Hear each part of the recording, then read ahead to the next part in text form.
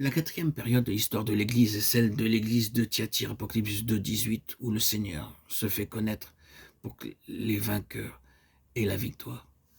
Ce fut l'époque où les hommes essayent d'obtenir le salut par des contrefaçons, de l'eau bénie et autres artifices. Christ se présente comme le Fils de Dieu, qui a les yeux comme des flammes de feu et les pieds comme de l'airain ardent. Il dit « Regardez mes yeux ».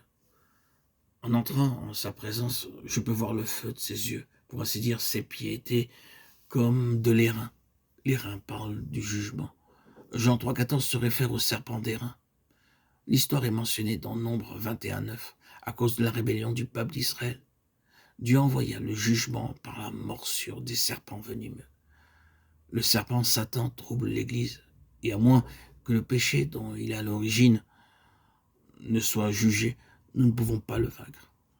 Genèse 3,15 promet que Christ écrasera la tête du serpent et que le serpent le blessera au talon. Devant Pilate, les hommes ont crié « Crucifie-le, crucifie-le ». Mais ce talon blessé donne la victoire à l'homme, 1 Corinthiens 18, 1 Corinthiens 2, Galates 6, 14. Dans Apocalypse 2, 19, Christ loua l'Église pour ses paroles, son amour, sa fidélité et sa patience. Mais la souillure se propageait. Cette femme, Jézabel, causait du trouble par ses soi-disant prophéties enseignant l'immoralité à manger des choses sacrifiées aux idoles. Le Seigneur leur promet de terribles jugements. Dans Apocalypse 2,24, il parle de réconfort pour ceux qui n'ont pas, comme les autres, connu les profondeurs de Satan, et leur dit de garder tout ce que Dieu leur a révélé. Apocalypse 2,25.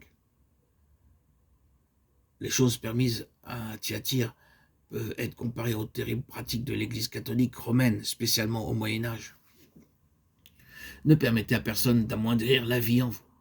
C'est par ce moyen que l'ennemi introduit le doute et la crainte.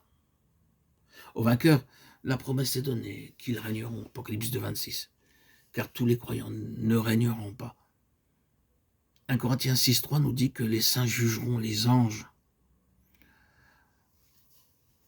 La récompense promise est l'étoile du matin, Apocalypse 2,28.